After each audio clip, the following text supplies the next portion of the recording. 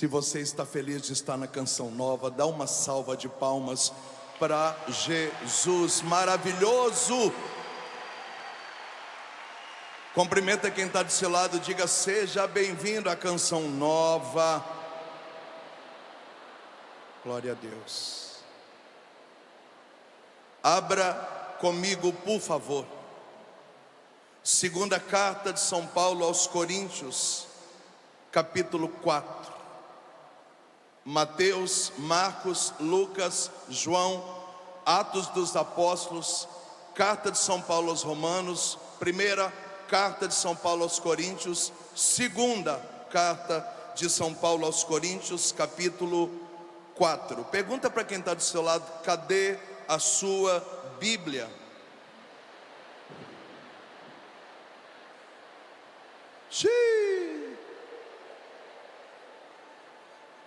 Vai achando o seu lugar, vai achando o seu lugar. Segunda carta de São Paulo aos Coríntios, capítulo 4, versículo 3. Vai silenciando, em respeito à palavra. Nós vamos falar de um assunto muito sério. Eu preciso que você redobre a sua atenção. 2 Coríntios 4, 3. Se o nosso evangelho ainda estiver encoberto, está encoberto para aqueles que se perdem, para os incrédulos, cujas inteligências o Deus desse mundo obcecou, a tal ponto que não percebem a luz do evangelho, onde resplandece a glória de Cristo, que é a imagem de Deus. Palavra do Senhor. Beija a sua Bíblia, vamos aplaudir a palavra de Deus bem forte, bem forte.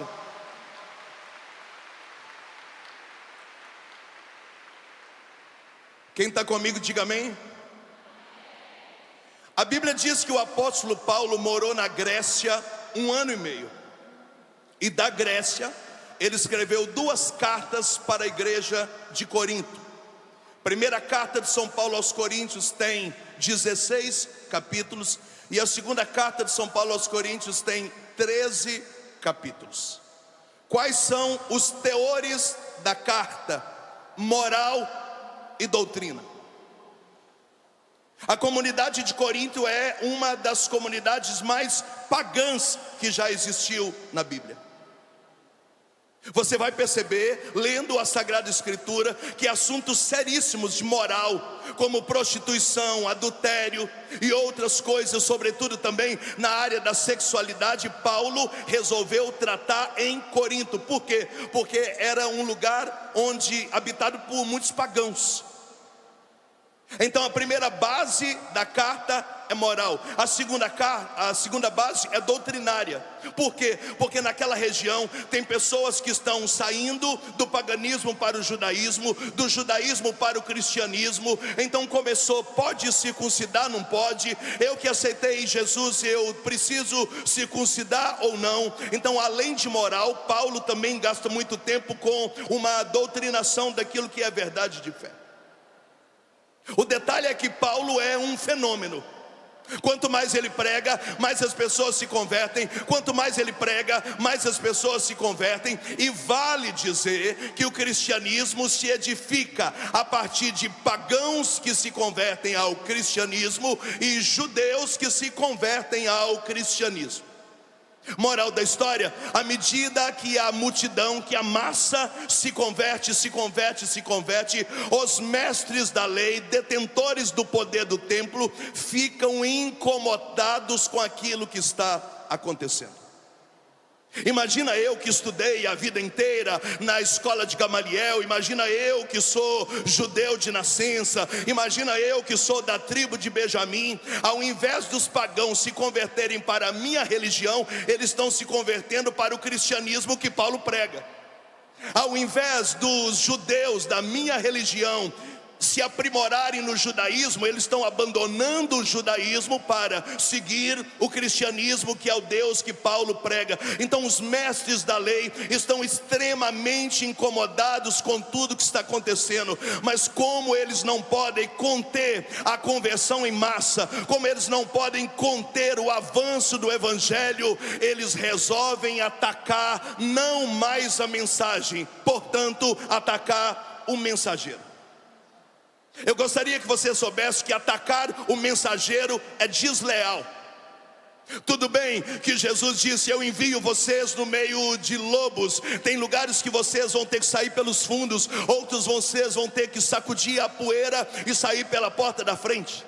Tudo bem que Jesus disse: se perseguiram a mim, que sou mestre e Senhor, também perseguirão vocês. Vocês serão levados nos tribunais, vocês terão que se defender. Tudo bem que Jesus avisou que o mensageiro seria atacado. Eu só estou ressaltando que atacar o mensageiro é uma covardia.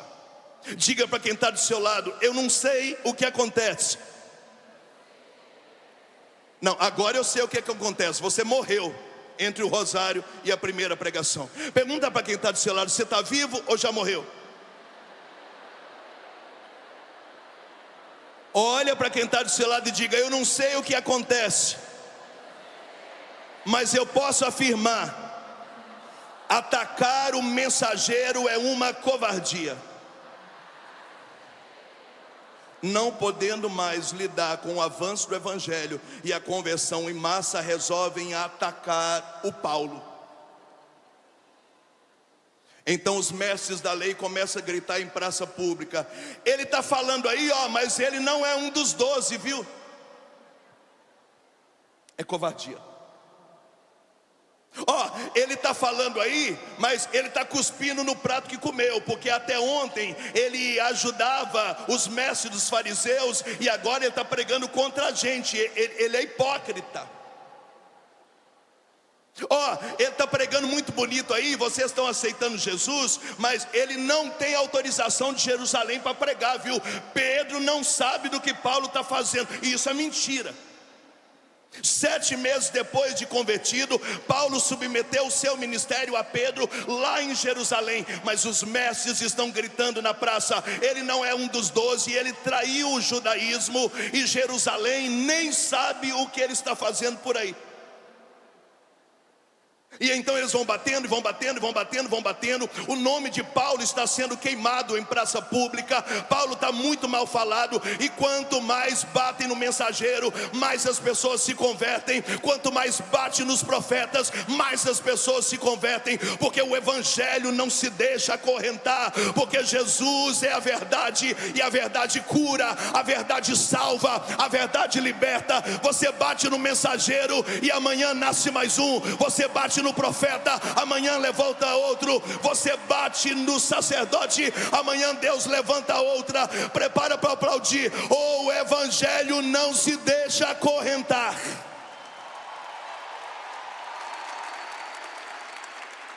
Diga para quem está do seu lado: Paulo está apanhando, mas a igreja está crescendo. Diga para quem está do outro lado: Paulo está apanhando, mas a multidão está se convertendo.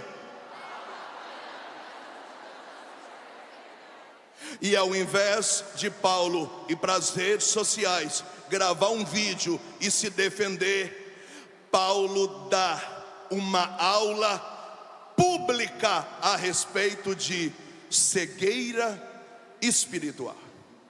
Bate no seu peito e diz: agora nós vamos estudar com Moisés, sob o olhar do apóstolo Paulo, cegueira espiritual.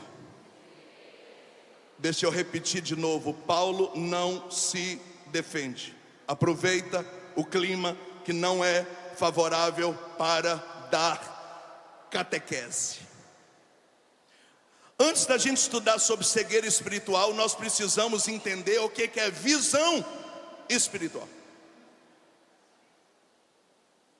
Porque você sabe que Pessoas que nascem já cegas é uma coisa, mas essa cegueira aqui não é de nascença. A cegueira espiritual, a pessoa um dia enxergou e agora não enxerga mais. Então a gente precisa entender o que é visão, para depois entender o que é cegueira. Quem está comigo ainda, diga amém. Metade não está mais. Pergunta para quem está do seu lado: quando é que vai ser o seu velório, o seu enterro? Glória, glória, glória. Quem está comigo agora? Esqueça a cegueira espiritual. Vamos falar primeiro sobre visão espiritual. Visão espiritual é mais ou menos assim. O livro do Apocalipse, capítulo 19, diz que os olhos de Deus são olhos de fogo. O segundo livro das Crônicas, capítulo 7, diz que os olhos de Deus controlam a terra inteira com o esplendor da sua majestade, e Ele faz a terra estremecer diante dos seus olhos. O Evangelho de São Mateus, a partir do capítulo 10, diz que os olhos de Deus são minuciosos, tão minuciosos que enxerga o seu nome escrito na palma da mão dele, tão minucioso que ele sabe cada fio de cabelo que cai da sua cabeça, tão minucioso que nenhum copo d'água dado ao menor dos pequeninos será esquecido. Agora imagina Deus que tem olhos de fogo, Deus que controla a terra com o esplendor dos seus olhos, e Deus que tem olhos minuciosos. Ele pega o seu olhar e coloca esse olhar em você, e a partir de agora você começa a enxergar as coisas como Deus enxerga. Pode aplaudir quem está recebendo isso aí.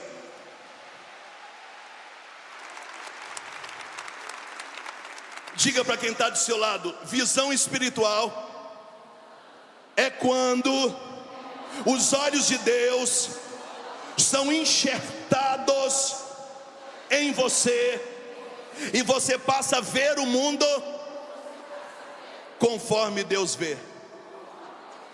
Aqui entra numa coisa que a teologia da igreja chama de visão beatífica. Existem dois níveis de visão beatífica. O nível 2 é a visão que os santos já contemplam. Eles veem Deus face a face.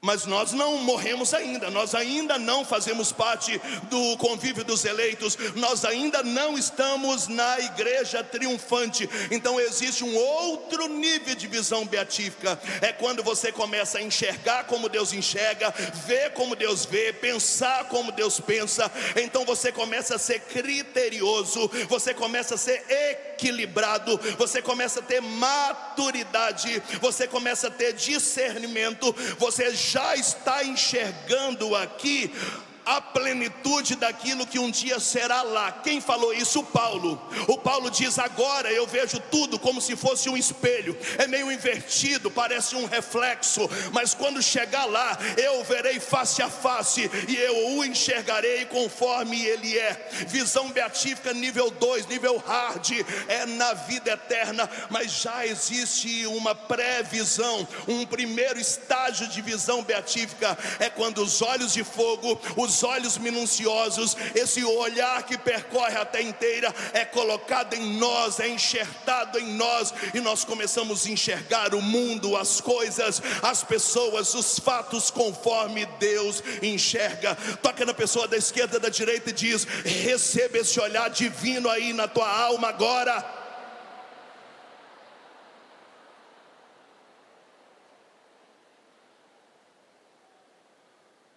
Diga comigo: eu estou entendendo tudo, Moisés.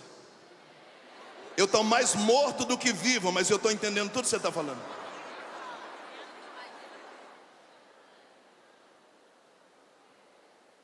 Nós não estamos falando ainda de cegueira, nós estamos falando da visão.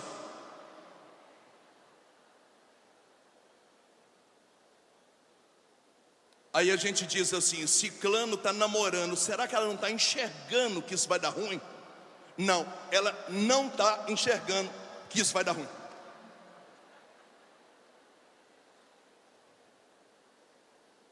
Você entrou na empresa agora, você deve colar em gente que está há muito tempo na empresa. Você colou numa outra pessoa que também entrou agora, e vocês ficam de fofoca na hora do almoço, nesses malditos grupos de WhatsApp, de bastidores de empresa. Você não está vendo que isso vai dar ruim? Não, você não está vendo. Pergunta para quem está do seu lado: eu não sei o que acontece com você na verdade.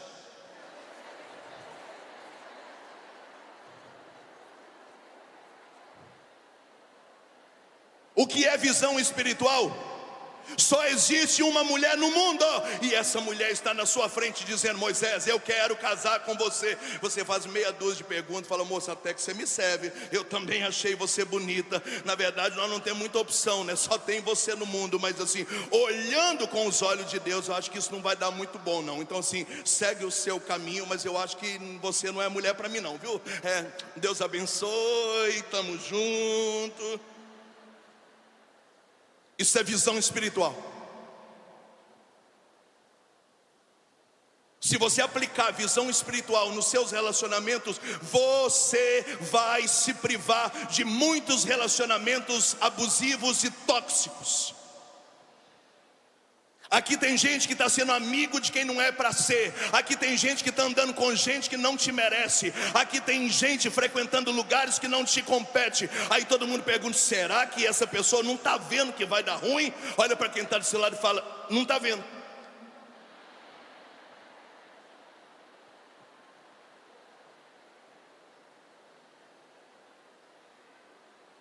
Qualquer ser humano que tem visão beatífica, qualquer ser humano que tem visão espiritual sabe: esse namoro não vai dar certo, deixa eu ficar sozinho mais um tempo, é melhor do que dar ruim.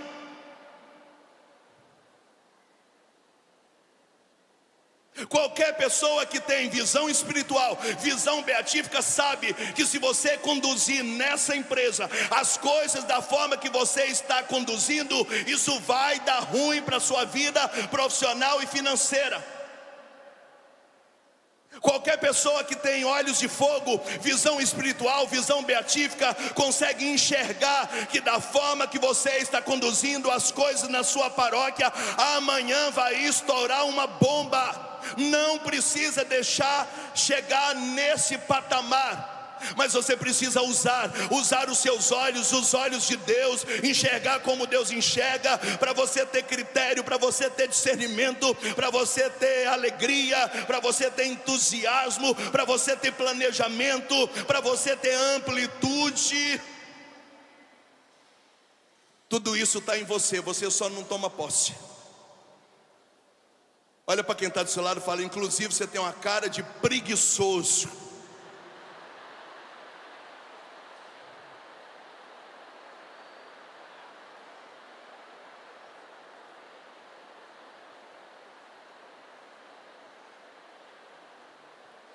O que é que se canta nas músicas seculares? Se você está terminando um relacionamento, a melhor forma de curar esse relacionamento é arrumar um outro. Isso não é real.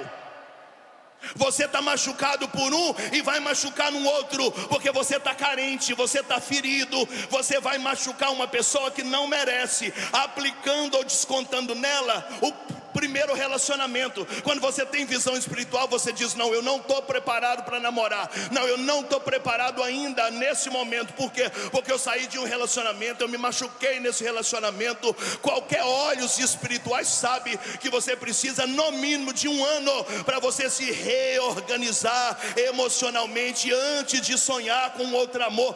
Deus, por que o Senhor não me dá um José? O José não pode chegar na sua vida agora com o seu coração dividido. Você nem conseguiu perdoar o Antônio.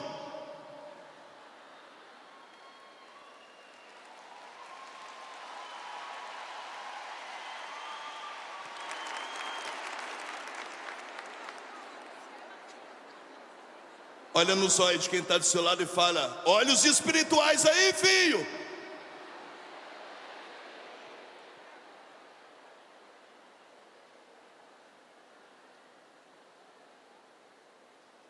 Desculpa, eu caminho com Deus há 32 anos, pregando há 30. Eu não me lembro a última vez que eu cometi um grande erro. Porque eu sou o cara? Não, porque eu tomei posse dessa visão beatífica dos olhos de Deus que está sobre mim. Eu não dou resposta sem pensar, eu não tomo decisão sob impulso de emoção, eu não faço nada sem jejuar primeiro. Se você quiser uma resposta ainda hoje, você não vai ter, porque eu não dou resposta ainda hoje. Eu preciso de tempo para, sob o olhar de Deus, olhando os prós, olhando os contras, olhando os benefícios, olhando os malefícios, olhando as possíveis consequências, lá para terça-feira eu te darei uma resposta. Por que que raramente eu tomo uma decisão errada? Por quê? Porque os olhos de Deus estão comigo.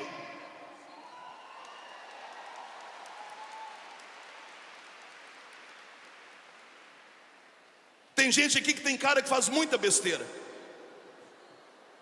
cheio de boas intenções, mas sem critérios. Às vezes essa moça é da igreja, mas ela não é mulher para você.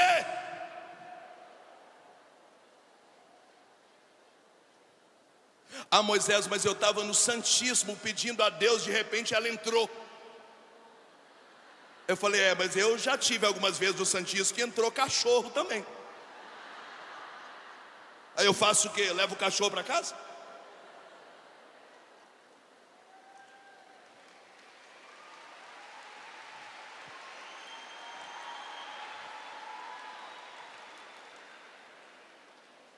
Fala para quem está do seu lado, chupa essa manga, bebê.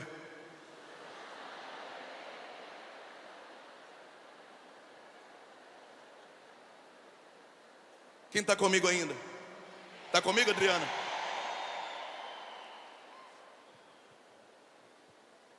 Não é porque é da igreja que é para você. Não é porque o salário é bom que esse emprego é para você. Está cheio de gente trabalhando em empresa grande com um salário alto e infeliz, porque você não tem olhos espirituais para dizer, Deus, aonde o Senhor me quer? Por isso que tem gente que faz 2, 3 faculdades e tranca 2, 3 faculdades e não conclui 2, 3 faculdades, ou conclui e nunca usa, porque você fez uma faculdade que Deus nunca mandou você fazer. Será que você não está vendo? Não, você não está vendo, porque você acha que tudo é bom. Vai que lá na frente, vai que... Fala para quem está do seu lado, o que está acontecendo com você, meu?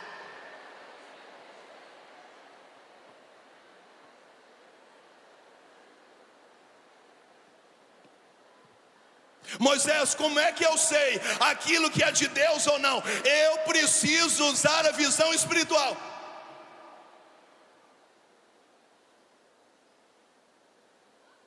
Qual é a diferença entre profecia e teimosia? É Deus dizendo se é para ir. Se Deus disser que é para ir, é profecia. Se Deus não disser, você é teimoso. Você não está prestando em nada, você está dando tchauzinho para telão. Não está prestando atenção em nada. Alguém está prestando atenção em mim?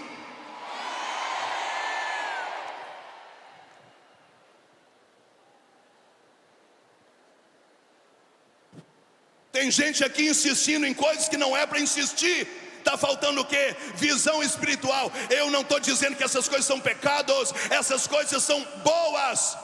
Mas se você não tem uma palavra dizendo que é para ir, você é teimoso. Porque quando eu coloco uma coisa na cabeça, ninguém me tira. Eu tenho muita fé. Você não tem fé, você é ignorante.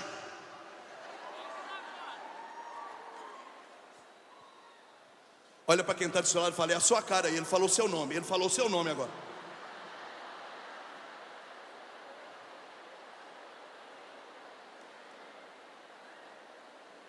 Eu vou repetir de novo, canção nova. Eu vou repetir de novo. Se Deus falou que é para ir, então é profecia. Se Deus não falou para ir, você é teimoso. Deus não honra gente teimosa, não honra. Você vai ficar anos tentando chegar num lugar que Deus não vai permitir você chegar, porque Ele não mandou você chegar. E como é que eu sei? Visão espiritual.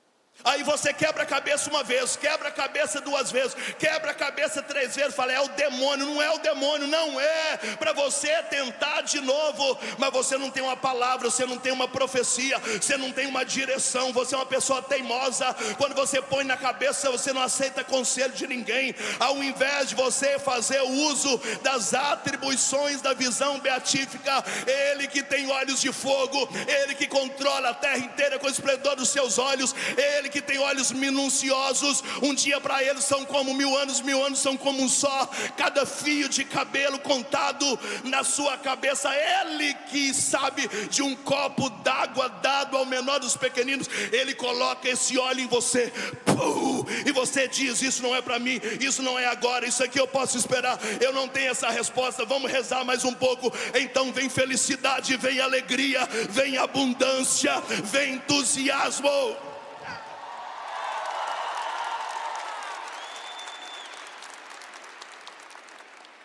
Pergunta para quem está do seu lado, você está entendendo alguma coisa ou morreu?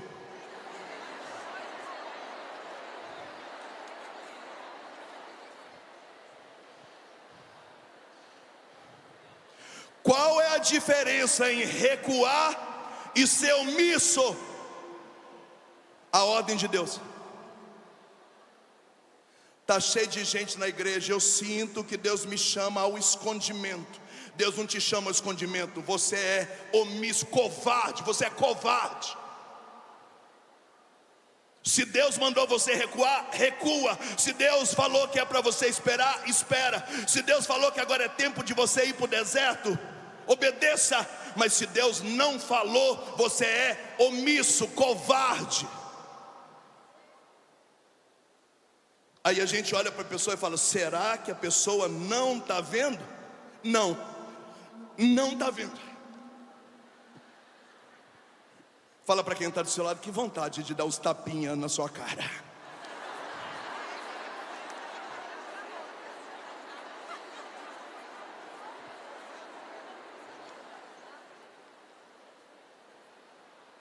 Alguém está comigo ainda? Alguém está comigo ainda? Quase. Qual é a diferença entre profecia e teimosia? Uma palavra. Qual é a diferença entre recuar e ser omisso? Uma palavra.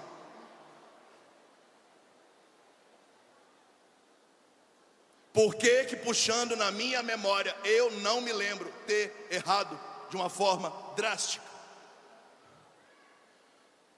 Porque a visão de Deus está comigo e ela está com você. Levanta a mão direita e fala, eu tomo posse nessa manhã dos olhos de Deus, do fogo dos olhos de Deus, desse olhar de águia, da visão beatífica, já nessa vida e depois na plenitude. Eu tomo posse desse olhar minucioso, desse olhar detalhista, dessa visão espiritual que Deus colocou em mim. Há uma unção sobre mim, há uma autoridade sobre mim, e essa pregação está me libertando para sempre, em nome de Jesus Cristo. Pode aplaudir, pode aplaudir, pode aplaudir, pode aplaudir.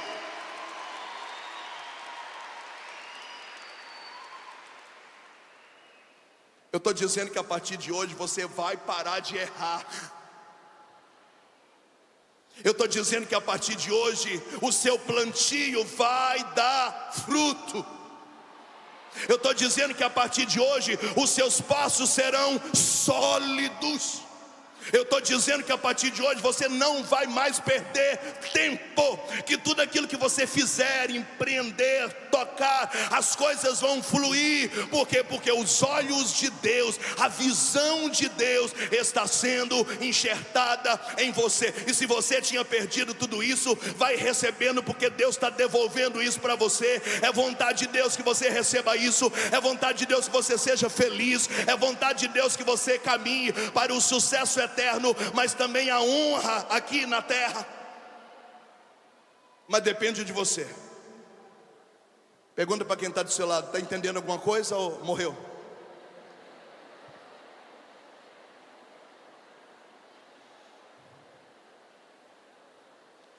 Quando você perde tudo isso que eu estou falando, você entra na cegueira espiritual. E aí nós vamos pedir ajuda para os universitários. Paulo falava 4 idiomas. O homem estudou na faculdade de Gamaliel. Quem é Harvard? Perto de Gamaliel. E apanhando, ele resolveu explicar as 2 causas, as 2 formas de uma cegueira espiritual que rouba a autenticidade da visão do Espírito. Você não precisa abrir a Bíblia, tá? Só olha para mim. Segunda carta de São Paulo aos Coríntios, capítulo 3, versículo 13. Olha para mim, 2 Coríntios 3:13. Ele agora vai falar da cegueira de quem está dentro da igreja. Ele diz assim: vocês frequentam as sinagogas, vocês leem Moisés e os profetas, mas as coisas não entram na cabeça de vocês. A mente de vocês está entorpecida, porque há um véu diante dos olhos de vocês. Primeiro tipo de cegueira espiritual é gente da igreja que está olhando as coisas a partir de um véu. Você escuta a pregação não entra, por quê? Porque tem um véu. Você faz retiro, o retiro não causa efeito, por quê? Porque você vem no retiro com um véu.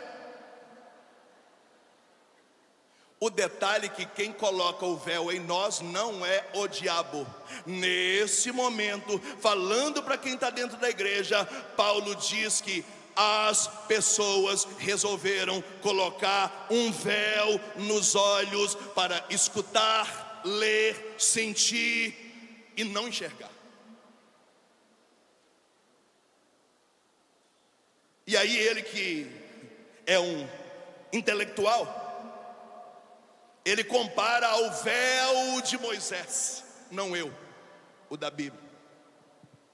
E ele diz: assim como Moisés chegava na presença de Deus e não via a face porque tinha um véu, vocês também chegam na presença de Deus e não enxergam porque tem um véu. E esse véu não é só nos olhos, esse véu deixou a mente de vocês entorpecida.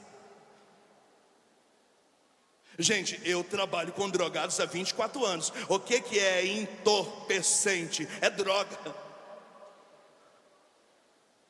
Paulo está dizendo: vocês estão dentro da igreja, escutando pregação, lendo as escrituras, ouvindo os profetas, mas vocês estão meio que drogados. Tem um véu, uma lente cegando vocês. Quais os nomes desses véus? Não sei, mas verdades particulares. A gente fala as coisas com você, você diz: você está falando isso porque você não conhece a minha história. É véu. Eu não conheço a sua história, mas eu conheço quem vai mudar a sua história. Mas você não toma posse de quem vai mudar a sua história, porque você escuta a pregação e diz: se soubesse, se morasse lá em casa, se soubesse a luta que foi para chegar aqui, não estaria falando essas coisas. Fala para quem está do seu lado: tem um véu aí nos seus olhos, tem um véu nos seus olhos.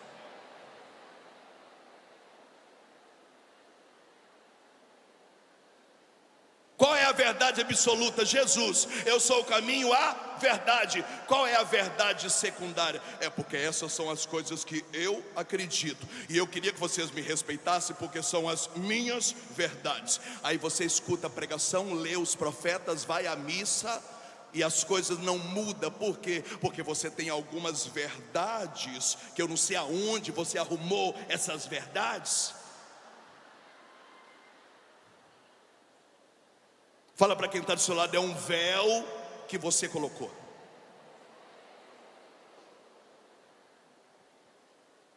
Esse véu pode ser um vitimismo.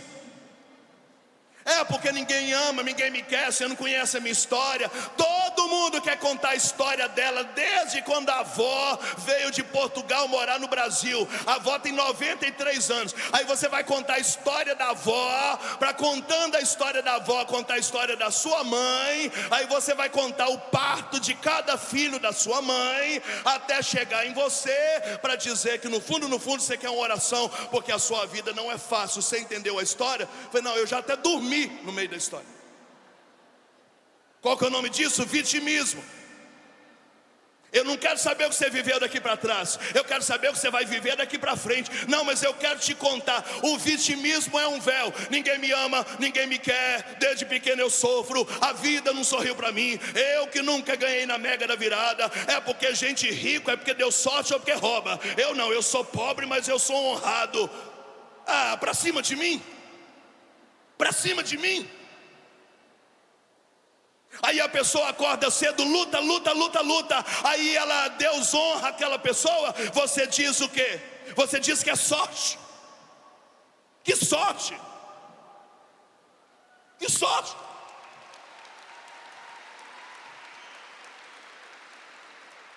Aí com esse vitimismo você começa a dizer, porque o sol não nasceu para todos. Tem gente que nasceu com um bumbum para a lua. Deus, onde tu estás?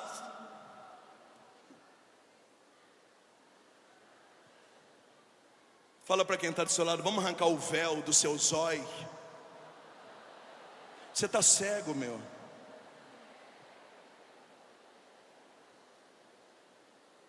Ah, Moisés, porque eu não tive a oportunidade de estudar. Estuda agora. Você tem 137 anos ainda, dá tempo de estudar. Mas você não quer estudar, você quer dizer que a sua história é sofrida. Aí você escuta a pregação, Deus vai te dar a vitória. Você fala, quem sabe, né? A gente que tem história sofrida. Eu quero te contar a minha história. Você fala, conta lá. Eu não quero saber, não quero. Fala para quem está do seu lado, é o véu. Às vezes esse véu é uma mágoa. E hoje a internet está cheio disso. Alguém pisa em você, você fala, por desaforo, eu não vou perdoar. Essa pessoa não merece. Aí todo mundo, isso mesmo, amiga, foi muito duro o que você sofreu. Não perdoa mesmo não. Vá ser feliz. Aí você, é isso mesmo. Eu não sei quem que vai ser feliz com ódio, mas é um véu. Aí você vai à missa, o evangelho do dia fala, perdoar 70 vezes 7. Aí você fala, mas algumas coisas também, né? Aqui no meio de nós está cheio de gente doente porque não perdoa. Está cheio de gente cega porque não perdoa. Vitimista, cheio de verdades particulares, questionando tudo, brigando com tudo, não concordando com nada. E aí canta, Deus me dá uma vitória. E ele fala, eu estou tentando te dar uma vitória, você não me ajuda. Tira esse véu, deixa eu pegar a toalhinha. Tira esse véu. E Jesus falou, tira esse véu, tira esse véu.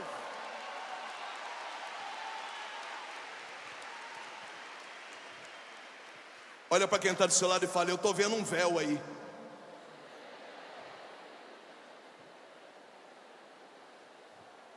Quem está comigo ainda?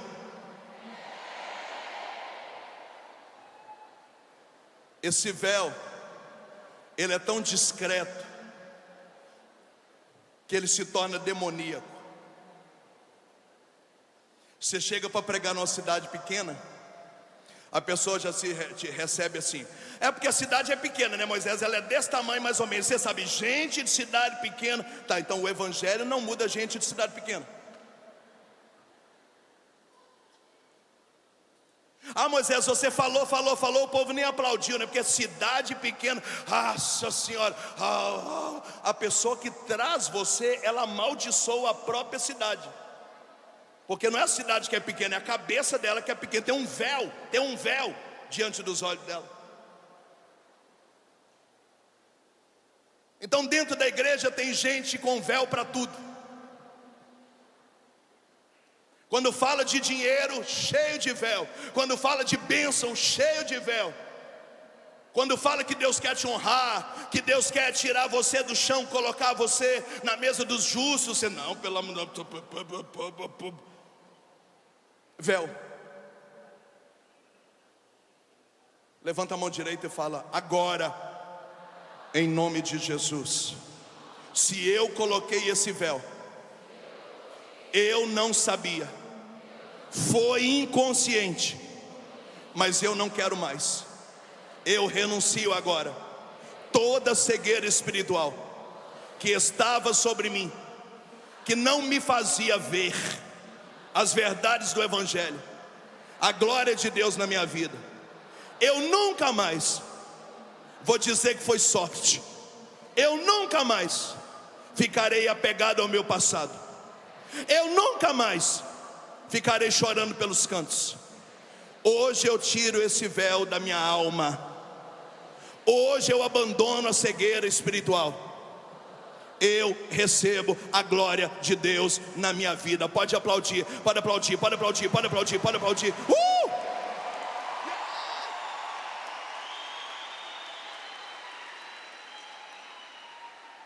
De quem que Paulo está falando? Do povo dentro da igreja, que escuta os profetas, leem os pergaminhos, mas não sei de onde que eles tiraram esse véu. Eles mesmos colocaram o véu.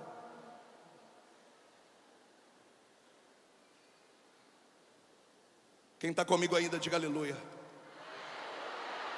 Fala para quem está do seu lado, ele está falando sobre você.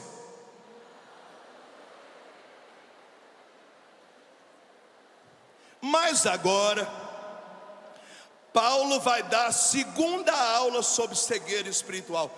E agora ele não está falando sobre véu, é mais grave. Segunda carta de São Paulo aos Coríntios, não precisa abrir. Capítulo 4, versículo 3. Foi o texto que a gente leu. O primeiro eu citei, a gente não leu. O segundo a gente já leu. E ele diz assim: o Deus desse mundo os cegou a inteligência. Agora não é um véu mais não, é uma cegueira real, os tornando incrédulos, tal ponto de não mais enxergar a luz. Biblicamente, dois tipos de cegueira espiritual: o véu que a gente põe, e a segunda cegueira mais grave ainda: o diabo toca na cabeça, na mente do ser humano, e ela não consegue mais enxergar a luz de Deus. Moisés, mas como é que o diabo tocou na minha cabeça e me deixou cego? Na verdade eu não sei, mas ontem nós falamos sobre Judas, e a Bíblia diz: o diabo entrou na cabeça de Judas. Se entrou na cabeça de Judas, que ficou 3 anos com Jesus, que era um dos 12, não vai tentar entrar na sua? Claro que vai. O problema do diabo cegar a nossa inteligência é que nós vendemos alguns princípios da fé. Por exemplo, hoje a maioria dos cristãos não acredita mais na divina providência.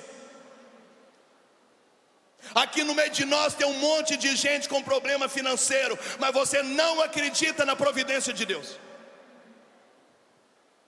Tem gente aqui que está adiando a hora de casar para esperar juntar dinheiro, porque se não tiver dinheiro não pode casar. Não foi isso que eu aprendi aqui nesse palco há 30 anos, quando o Monsenhor Jonas dizia: marca o casamento e Deus vai honrar você, e no dia do casamento tudo vai estar pago. Eu casei assim.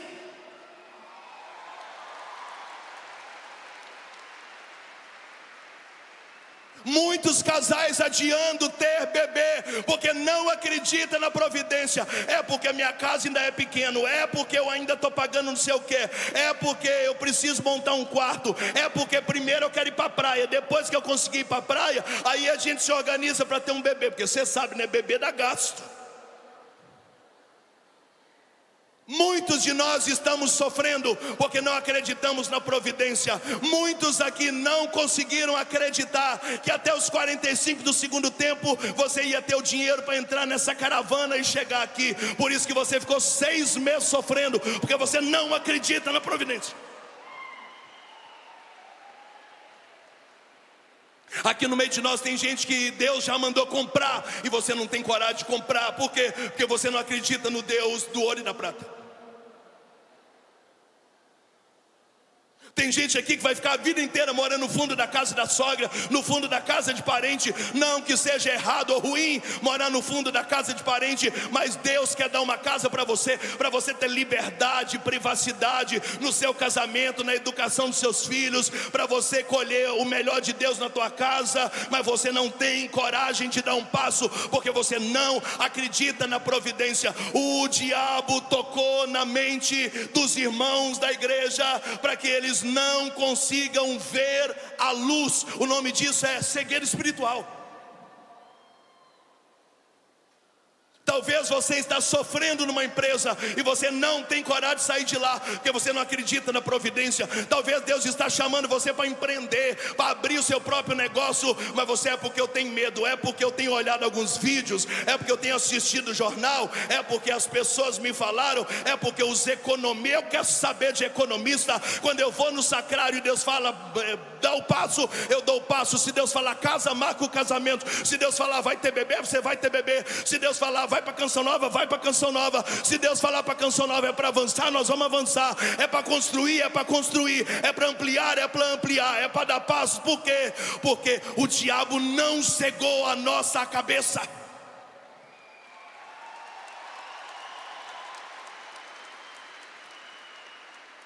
Metade não aplaudiu, é porque você não acredita na providência.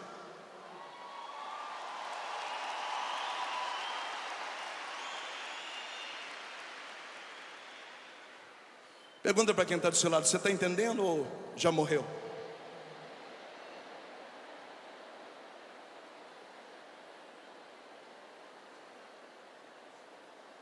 E aí então você começa a negar princípios.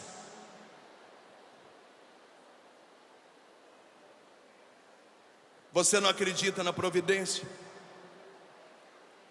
Você não acredita que portas vão se abrir.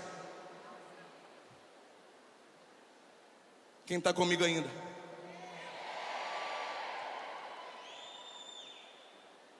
Eu estou dizendo que se você tiver que sair do plano A para chegar no plano B, você vai chegar no plano B. Você acredita nisso? Se não acredita, o diabo cegou a sua cabeça.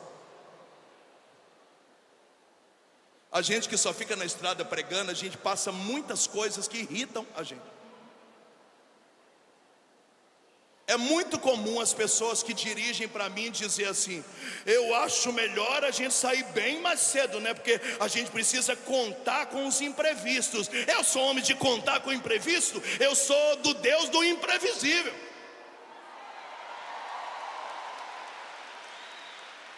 Quanto tempo que é daqui do aeroporto? 2h30. É melhor sair com 5 horas, porque vai que fura um pneu. Falei, eu renuncio. Furar pneu de profeta? Você está louco, mano?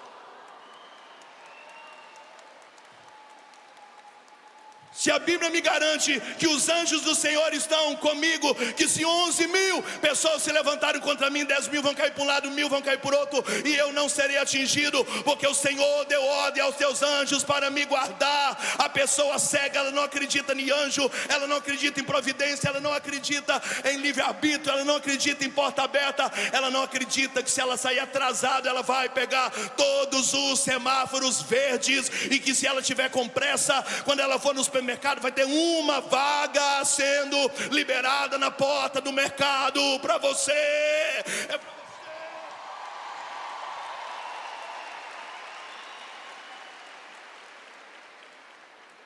Fala para quem está do seu lado, ele falou seu nome aí.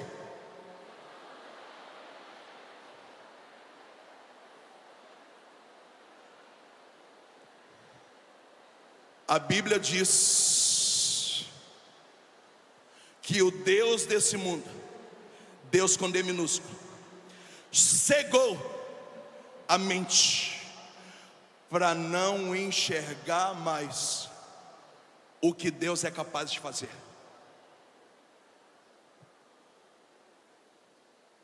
Eu quero dizer que tem coisa grande para nós.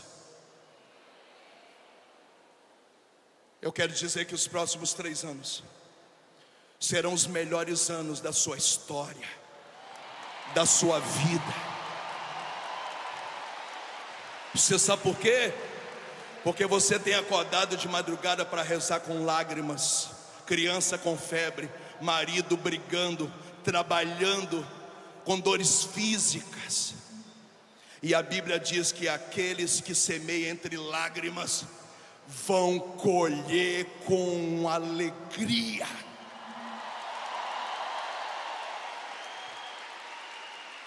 A partir de hoje nós cremos de novo em livramento. Nós cremos de novo em provisão. Nós cremos de novo que Deus vai mandar gente estratégica para se juntar a nós. Porque ninguém presta, agora é eu e Deus, eu e você contra o mundo e nós contra tudo, porque ninguém presta, porque não, querido, não. O Deus que não cegou a nossa cabeça, Ele coloca pessoas especiais em momentos específicos para o nosso bem, porque os olhos não viram, os ouvidos não ouviram, e a mente humana não é capaz de imaginar o que Deus preparou para aqueles que o amam. E se Deus é por nós, quem será contra nós? Porque tudo concorre para o bem daqueles que amam a Deus. Pode aplaudir, pode aplaudir.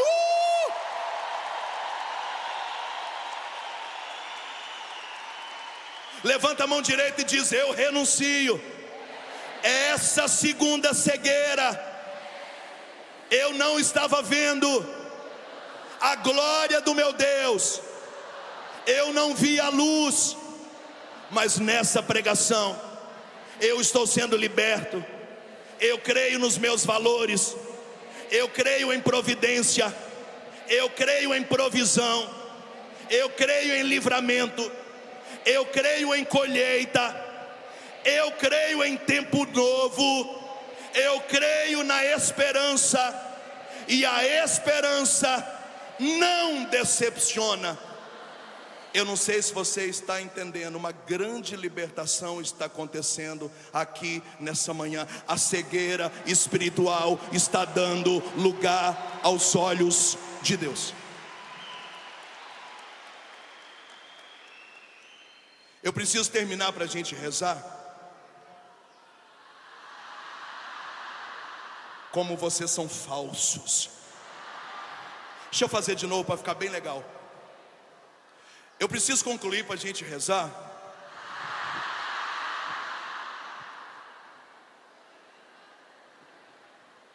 Eu te expliquei o que é visão espiritual. Diga amém quem está comigo.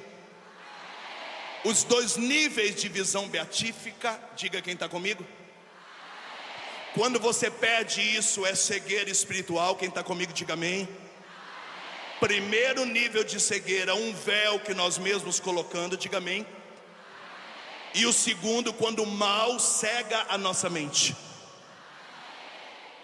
Então é uma libertação humana, porque a gente colocou um véu, e divina, porque o diabo que cegava a nossa mente, entorpecia os nossos pensamentos, nos deixava atordoados. Ele está sendo desmascarado agora, aqui nesse lugar sagrado. Fica de pé e vai aplaudindo esse Deus maravilhoso, maravilhoso, maravilhoso. Pode ser melhor, pode ser melhor. Mais.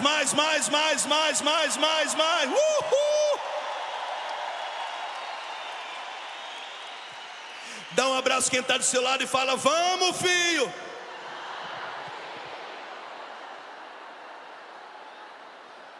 Abraça mais alguém, abraça quem está atrás, abraça quem está na frente, abraça quem está na esquerda, abraça quem está à direita. Fala, vamos. Chega de cegueira espiritual no meio de nós. Os nossos olhos estão se abrindo, como se abriram os olhos dos discípulos de Emaús. Aleluia. Vamos, meninas. Gostou das meninas? Obrigado. Por favor, ministra sobre nós. Vamos rezar juntos. Eleve os seus braços. É o Espírito Santo quem nos dá essa visão espiritual. Então eleve os seus braços e vai pedindo: Espírito Santo, vem. Vem, Espírito Santo, solta a sua voz e vai pedindo.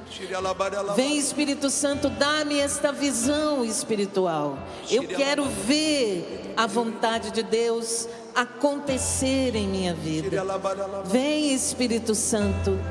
Vem, Espírito Santo, solta a sua voz orando no Espírito. Iria laralabaria laralabaria laralabaria laralabá.